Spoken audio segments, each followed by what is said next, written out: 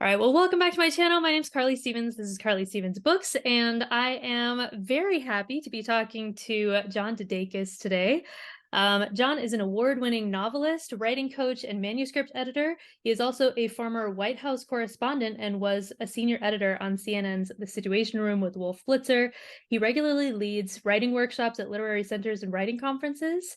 His mystery, suspense, thriller novels tackle difficult, real-world subjects. And when he isn't busy doing all of that, John is also a jazz and rock and roll drummer. So thank you so much for agreeing to speak with me today about writing fears.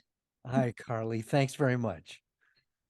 Yeah, well, this is just a joy, and your background is fairly fascinating. I mean, you have the White House correspondent to the rock and roll drummer, and now you are a novelist and a speaker. So, how did you become a writer? I mean, you were always a journalist, right? But a fiction writer.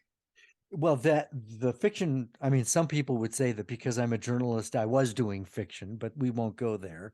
I actually intended to go into politics. My dad was a lawyer. I was going to go into practice with him and then use the law as a stepping stone to get into politics. But during the Vietnam War, things were incredibly fraught, a lot of controversy, and it troubled me that I was being spun by both the left and the right to take a position for or against the war. And so journalism seemed to be the good perch to sit on to try to figure out what the facts were. And they had a draft back then, and I ended up enlisting to avoid the draft. And I had orders to Vietnam, but my orders were changed at the last minute to Germany.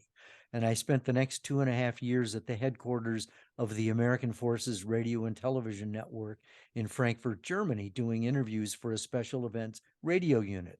And the first interview I did was with this guy named Alfred Hitchcock. Maybe you've heard of him. And that was a pivotal moment and got me really launched on a journalism career. So after I got out of the Army, got a degree in journalism, and it wasn't really until probably the mid 90s, maybe 30 years later, that I began to think seriously about writing fiction, because by that time, I'd been a White House correspondent, I'd been a reporter. I joined CNN in 1988 as a writer, and within a year, they made me an editor. And editing, I found, paid well, but was tedious. And I needed a creative outlet. And so that's when I started to play around with writing fiction. Okay, so you'd been writing fiction kind of in the background on the side for quite a few years before you published your first novel then. Exactly. It took 10 years to get my agent. And Mm. in that amount of time, I made a lot of mistakes. My manuscript went through 14 major revisions. Uh, 14. 14, yes. It kept getting better, but, and I finally landed an agent, and she's the 39th agent that I queried. So I tell my writing students, take good notes, and I'll save you 9 years in the process. So that's interesting since our topic today is about facing your fears, whatever those might be on your writing journey. It sounds like you've already encountered some of those things that people are afraid to face, all of those rounds of revisions and those years of rejections and things like that. So what were some of the fears that you personally had to face when you were switching from a journalistic style to a novel? I mean, it's a very different kind of writing. So for you, what were some of your fears? I can't say that the fear had to do with the writing, because one of the things that I discovered in the process is that, having been a journalist, journalistic writing is meant to be clear and tight. And I think people like to read things that move along briskly. So in many ways, it wasn't as fearful a transition as one would think. I think that the fear started to happen when it came time to start pitching, Mm. and then it was intimidating because who know, I didn't know if I was any good. and all these agents were on a pedestal. They were bigger than life. And so it took a while, I think, to break through the fear barrier and realize, well, they're just people. And so, but you're right. And then I think another fear had to do with marketing. You know, Mm. I am a low key kind of person. I don't like the hard sell. And so then having to be under pressure from my publicist, or not from my publisher, to sell books, that's not like me. And so I had to encounter, myself, I suppose, and my temperament to know how I can effectively approach someone without offending them and making them think I'm obnoxious. So I don't know. Those are some of the fears. So it sounds like they were mostly on the publishing side and kind of coming to grips with pitching more of yourself. So did you find when you went over to fiction and novels that it felt more personal to you? Like I know that that's something a lot of writers struggle with marketing and seeing their books as this product, because it doesn't always feel like a product. It feels like there's part of yourself in it. Did you encounter that at all? Oh, yes, definitely, because you're absolutely right. And one of the things I try to impress upon my students is that the better you know yourself, the better your writing will be. Mm, And coupled with that, usually the better you know yourself as a writer, you're drawing from personal experience, and often that's personal pain. And mm, so I've discovered that in our society, we tend to anesthetize the pain. And I think good writing it requires you to mine the pain, and that can be frightening because you're being vulnerable. But I've also discovered, having done that, that pain and loss are universal. We all have experienced it to one degree or another. And so it's just a matter of realizing that you're not alone. And mm. whatever it is that you might be writing about that's really personal and painful, chances are someone else is going to be able to relate to it. And so that was a freedom and a freeing experience to discover that even though I'm digging deep, others have been there. That's interesting that you say that, because I had kind of an aha moment this week. My primary novels, my fantasy series, and Larities, for people who have been watching this channel, really dig into a lot of the personal experiences and pain that I've had. But my newer books that I've been working on, I've tried to avoid some of that, and I couldn't figure out what was wrong, what wasn't working with the book, and I Mhm. realized I needed to actually be more honest with myself, and that's, Yeah. I think, gonna make all the difference with my upcoming projects.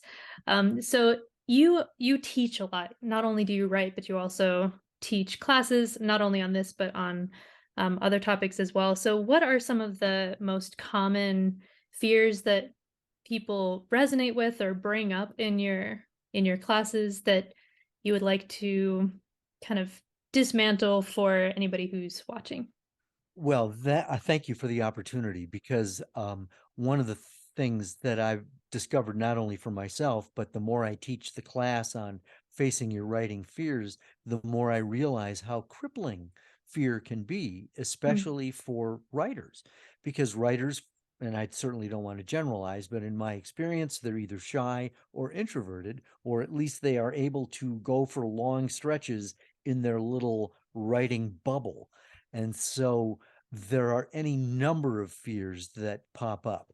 And in fact, probably one of the first ones is if you've actually gotten to that point where you feel, I have something to say, and you want to turn it into fiction.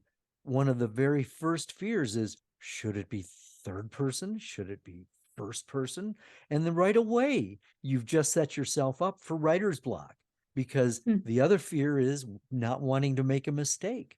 And so, as soon as you start writing, there's that fear, oh my God, I've screwed it up.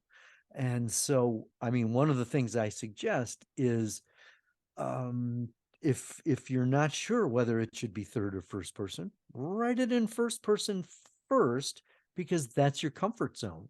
That's the way you normally communicate. And so the words will flow more easily because that's the way you talk. Now, you can always revise it if the story really, requires third person or works better that way. And then I've talked about marketing. That's a big fear. Pitching agents.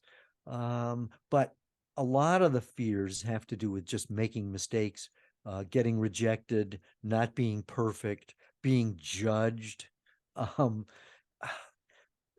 failure. I mean, and the interesting thing is, all of those things are going to happen. You are going to be judged. You are a failure. You're not going to, hit a home run every time. You're going to have to make changes. All of these things will happen. So what encouragement can you give if you're saying that so many of these fears will come to be? What Well, would you say for people who hear that and go, "Oh no, well maybe this isn't for me." fair enough. One of the things I'm discovering, and I often teach from personal experience, is I'm working on my sixth novel now. So, I mean, I should understand how this is done. And yet, in this particular novel, I have no idea how it's going to end. I have painted my protagonist into a major corner. And my wife has been reading the every chapter. I'll say, "All right, what do you think? How's it going?" And she go, "Well, you jumped the shark this time." Thanks, Cindy. I didn't really need to hear that. But and so what I'm discovering is that here's the pattern that is developing. A, I feel like I don't know what I'm doing, and I panic because I don't think I've got it in me. Then B, something shows up, something, I have an inkling of an idea. C, I start to write. D, something shows up and I get into it maybe 3, 4, 10 pages. It depends. And then the process repeats itself the next day. Panic because I don't know what I'm doing, and so on. It's cyclical. And if it's true for me, it's certainly true for a lot of people who maybe have never done it before. But the point is that something shows up in the writing process, something shows up. And I find that the best way to cure writer's block is to write. So is that your main piece of advice for people who do feel kind of crippled by this variety of writer's block related fears, is just to make yourself write? Do you have a schedule? Is there a time of day when you always write, or is it just something that you keep top of mind and try to get to it when you can, or how do you what does that persistence look like practically for you? Okay. Um, I have procrastination nailed. I'm really good at Okay. that. But there comes a point where you can't waste time anymore. You need to do it because it's welling up. I find from trial and error, I'm best early in the morning, like maybe 4 or 5 in the morning until about 8 when my wife wakes up and is ready for coffee. Um, and it's not an artificial start time. I mean, my body has been bludgeoned into submission because I worked overnights at CNN for 17 years. Mm. So when I'm awake, I get up. I don't say, "Oh, it's too early." No, it's not too early if I'm awake. Um, so getting up early and getting going early works for me. Um,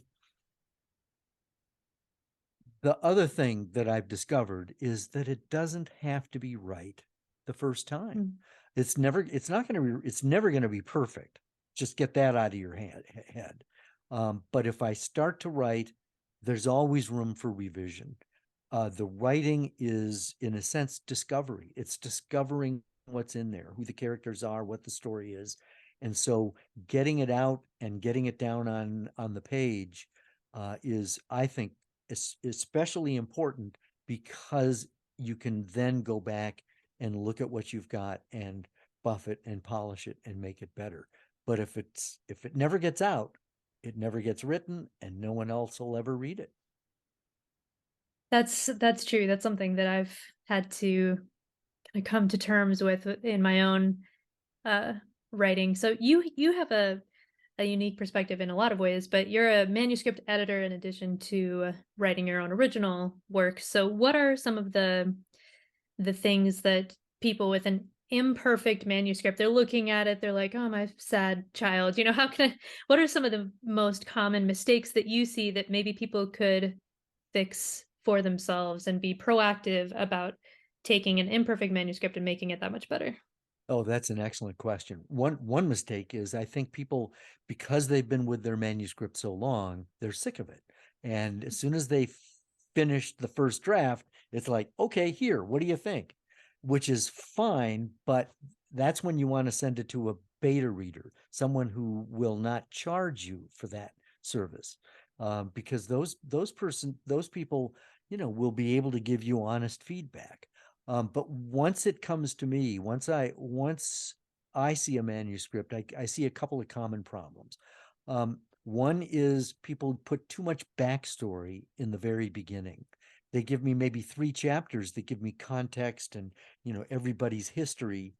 That's not the story. Mm. Stories are about people and relationships, and they need to start and get going. Because an agent, when you pitch an agent and they say, send me the first 10 pages, you can't say, well, it really gets interesting on page 100. No, it's got to happen in the first 10 pages, or Mm. they're going to move on, because we live in an age of short attention spans, Right, so including agents. readers aren't going Exactly. to stick around that long. That's Mm. exactly it. The other thing that happens a lot is there's a lot of telling and not necessarily a lot of showing. If you can get your characters talking to each other, that brings it alive. And that's the way we live life. And so less explaining and more showing. That's a fundamental problem. And there's one more thing, and this is in the weeds, but I find that I get manuscripts that are riddled with semicolons. What the heck is that all about? I think what it's about is they think that because they're writing a novel, they need to be writerly. And so, well, why not show them how much I know about writing by throwing in semicolons? No, that what they're really doing is showing me they don't know what a semicolon is and what it's for. So my suggestion is, if you don't know, put in a period or a comma and move on. Or You a don't need dash. to I be love a dash. dashes. I love dashes too. It's just don't clutter it up with something you're not familiar with. Mm. So going back, just I know this is going slightly off our main topic, but going back to the showing instead of telling, that's very common writing advice, and it's good advice, but often people don't know how to implement that. And you mentioned using dialogue, and is that would you suggest just as one practical way to switch a told explanation to a shown one to use a conversation between characters to get exposition across rather than pausing and having a paragraph or just, a little extra tidbit for the folks at home. That's a very practical question, and you've put your finger on it. You can change narration into dialogue in many ways. There's also something that I noticed that people aren't necessarily using effectively, and that's what I call action and description tags. In other words, you've got he said and she said, which is fine, much better than he expostulated and she riposted, because that's going to get pretty old in an 80,000 word manuscript. And so instead, it's if he said and she said are fine, but what's better is to use a tag. So if the dialogue line is got any more coffee, instead of saying he asked, instead do it this way: got any more coffee? He held up his empty New York Times mug. Now we are actually showing something. We're showing action, and we've got a little description in there in terms of what the mug looks like a little bit. Which gives you character. So it does We, multiple things. right. And you're all doing that in just one little line. You don't need a whole paragraph of description. You can tag your dialogue and show action and description at the same time. I think that's such a great tip because it also keeps things moving along action wise so smoothly. You can visualize it and there's no there's no pause, and yet you're getting all a bunch of the information that otherwise you would just be told. So I appreciate you kind of giving more of a practical way to do that, because too often we'll say, "Ah, yes." Like I've discovered, for instance, my students have heard the word imagery for years and years and years and never had it defined. And I defined it on my other YouTube channel.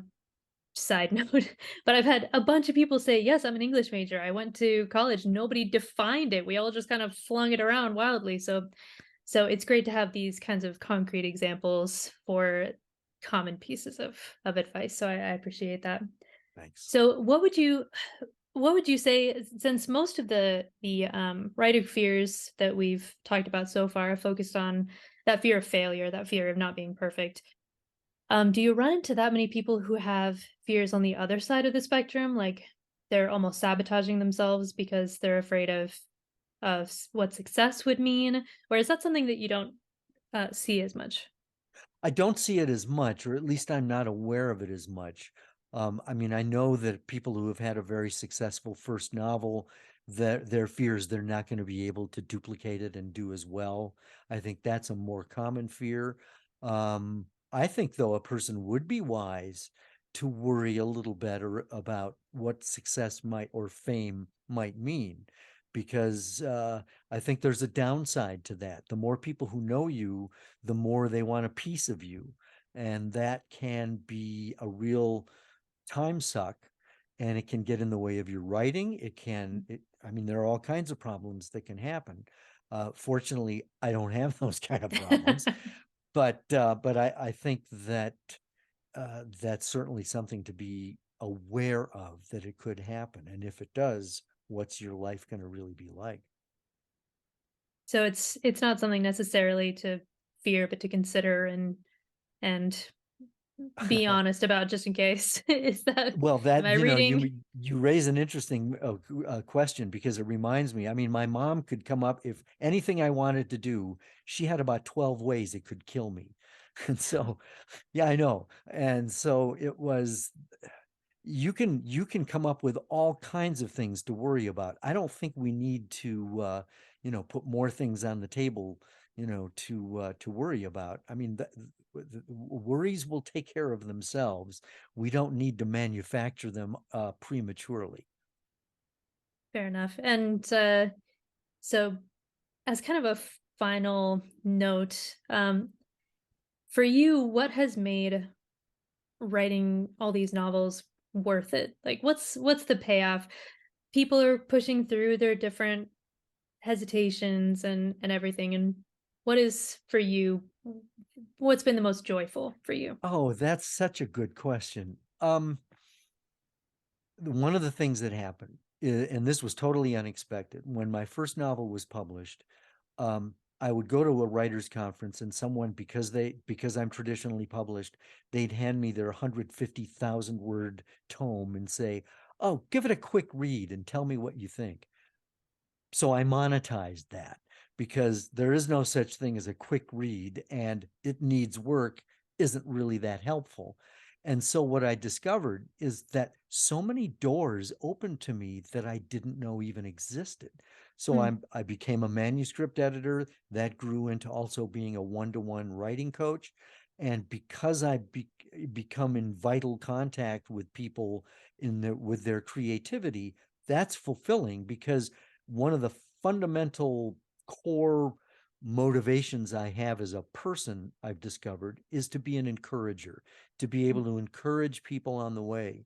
And the best way to do that is, having known what were difficult things for me, having then gotten through them, I can go back and say, I think this is what's going on, try this.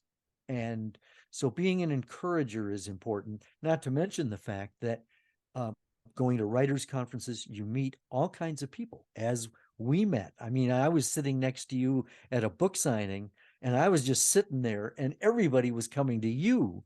And so I was intimidated and just, going, all right, well, that's wonderful. But you were fun to talk to in those, moments where, no one was rushing to your table. And so, this conversation right here is just one example of many that are the joys that I've discovered, the payoff, if you will, of having taken the risk and written a novel and then another and then another. Well, I appreciate the shout out. You make it sound so exciting, you know, like I'm more famous than I am. But I agree. One of the unintentional great things that I've encountered through this is just what you were saying. You know, I get to meet people like you and like some of the other people I've talked to on this channel and made great connections and friends even. So yeah, that's not something I had in mind starting out, and it sounds like you didn't really either, but yeah, what a wonderful side effect of it all to have more of a human connection, even though we have solitary pursuits, I guess. Exact, but we have common interests, and so it's Mhm. become just serendipitous. It is. So if anybody wants to find you and everything that you do, your services and all of that online, where can they go to do that? Probably the best way to do that is through my website. There are a couple of portals in there to reach out to me, and my website is my name. I will spell that just in case, And I'll because put that John, in the notes down below as well for anybody who's interested. they can proofread it then, because the name is John DeDakis. It's Greek, and so it's John, D as in dog, D as in dog, KIS as in Sam.com. All right, so that's the one-stop shop right there. Yes, ma'am. All right. Well, thank you so much for taking time out of your day today. It was nice to reconnect and have this chat. So, like this video if you like it. Make sure to subscribe for all things writing, publishing, and indie author life. And I will see you next week. Bye.